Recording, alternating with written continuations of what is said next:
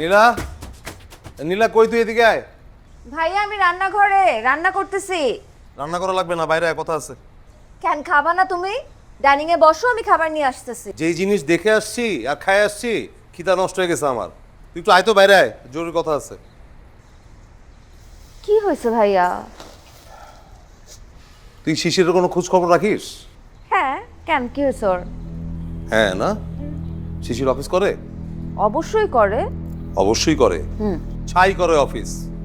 আমি প্রতিদিন যখন কাজে বের হই সকালবেলা, তখন দেখি কলোনির ওই কর্নারের গাছতলায় বসে কয়েকটা খারাপ লোকের সাথে লুডো খেলতেছে। আবার যখন আমি বাসায় আসতে নেই দুপুরবেলা, তখনও দেখি লুডো খেলতেছে। তো ওই ছেলে যদি সারাদিন লুডো খেলে, তাহলে অফিসটা করে কখন? আর এটা শুধু একদিন দুই দিন না, আমি কয়েকদিন দেখছি এটা। ও লুডো খেলে? তা আমি কি মিথ্যা কথা বলতেছি তোকে?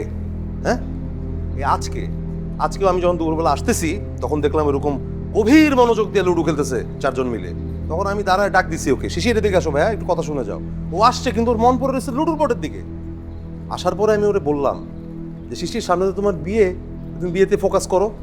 ও আমাকে পাত্তা না দিয়ে লুডোর বোর্ডের দিকে তাকায় থেকে বলে, ভাইয়া আমার যেখানে দরকার আমি ওখানে ফোকাস করে আছি, আপনারা চিন্তা করেন না। পরে আমি ওখান থেকে চলে আসছি। এটা কোনো মানে হয়? দেখ নীলা, আমি চাই না তুই সামনে কষ্ট কর। এই ছেলের সাথে তুই যদি বিয়ে করিস, তোর সংসার টিকবে না, তুই পস্তাবি, আমি বলে দিলাম। আর বড় ভাই হিসেবে যদি আমার সাজেশন চাস, আমি বলবো নো ওয়ে, এই ধরনের ছেলেকে বিয়ে করাই যাবে না, লাইফটা নষ্ট হয়ে যাবে তোর। এখনো সময় আছে, তাড়াতাড়ি ডিসিশন নে, দরকার হলে আব্বা আম্মারে আমি বুঝাবো। ডিসিশন নে, জানা জানা আমারে।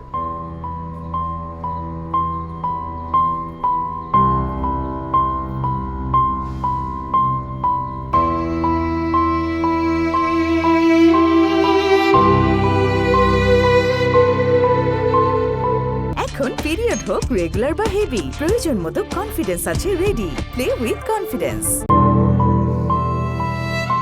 আজব তো, বাসার বউ ছাদে কেন? আম্মা জানে তুমি আসছো, আসো বাসায় আসো। আমি বলছি আমারে চলো।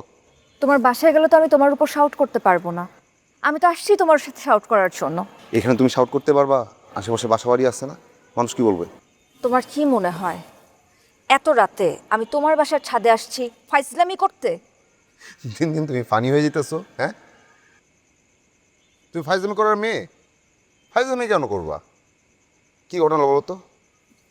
তোমার জন্য আজকে আমি আমার বাসায় যে পরিমাণ অপমানিত হয়েছি, আমি চাই না তোমার বাসায় যে তোমাকেও সেইভাবে অপমান করতে। তুমি আবার লুডো খেলা শুরু করছো না? আরে না, লুডো খেলবো কেন? আজব।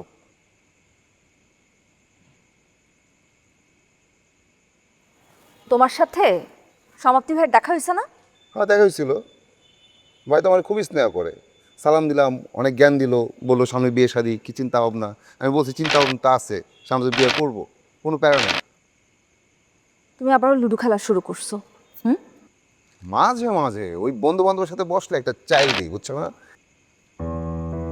সামনের মাসের 6 তারিখ আমাদের বিয়ে। ছক্কা, 6 তারিখ, শুভ দিন, আমাদের বিয়ে। ভালো তো, যদি আমার কম ওঠে, বুঝছো না?